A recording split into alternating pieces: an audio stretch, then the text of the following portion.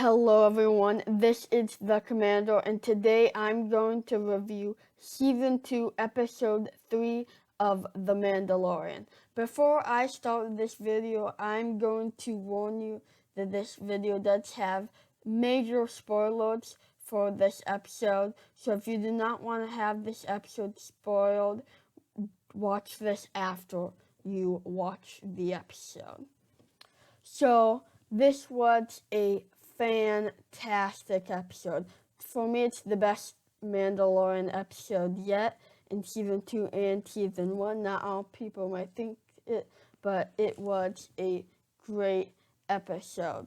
So, we start off where Mando, the child, and the frog lady, because we don't know her name, I'm just going to call her the frog lady, they crash on to the planet they want to go to, which is Trask, an ocean planet, and they fall into the ocean. And they're pulled out by this cool-looking hollow thing. All this, like the materials, the metals on this planet, are very cool. They're kind of worn, and this planet just looks really cool. So then Mando pays a Mon Calamari to have the radar crust repaired, and then we find that on the docks of Trask, the frog lady meets her husband. So that is an emotional moment between the two. So then Mando and the child go to a cantina on the planet where the Mandalorian ordered the child food because, of course, he's been eating the eggs lately, so he needs some good grub.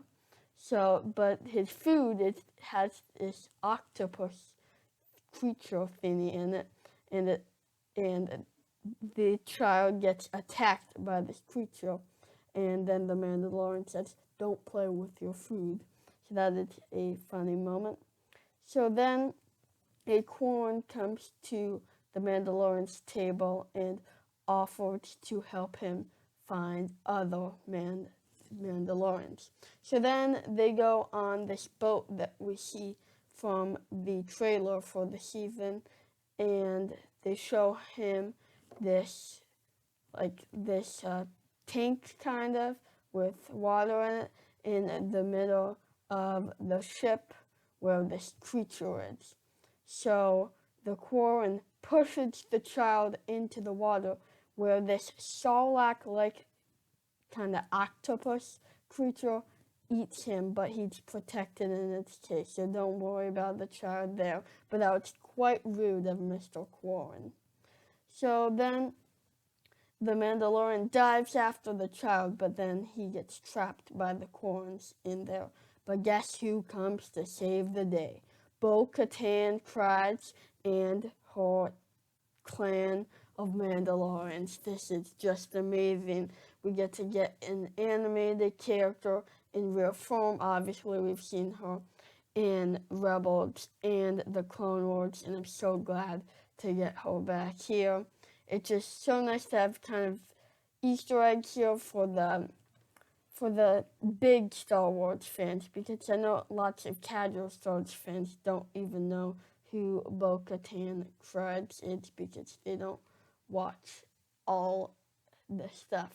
So it's really nice to have her back, and like she looks great in live action, and we also get to see her face, and they did a great job of casting. It looks like her in the animated, so that is absolutely great. But then, so they were able to save the Mandalorian and the child, but Mando is upset because these other Mandalorians take their helmets off. These two groups of Mandalorians, they have different ways. So then Mando flies off of the boat and reaches the docks again, but when it's there with the child, Quarrens attack him because they want to kill the child for killing their brother. So, but luckily, guess who comes in to save the day? Bo-Katan and the other Mandos. So then they go into the cantina once again, and Bo-Katan cries, mentions how she wants weapons to take back Mandalore. So then they brief Mando with a mission of attacking the Imperial Gozanti freighter. This is the type of freighters we saw in Star Wars Rebels. So the Mandalorian drops Baby Yoda with the frog couple, babysitting for them, and then he goes to the ship where they can easily take down squads of stormtroopers, and an Imperial officer and some stormtroopers are stuck in the cargo control area of the ship, and it's opened by the Mandalorians, and these Imperials are sent going into the atmosphere. So good for the Mandalorians. They're taking down these Imperials quite easily.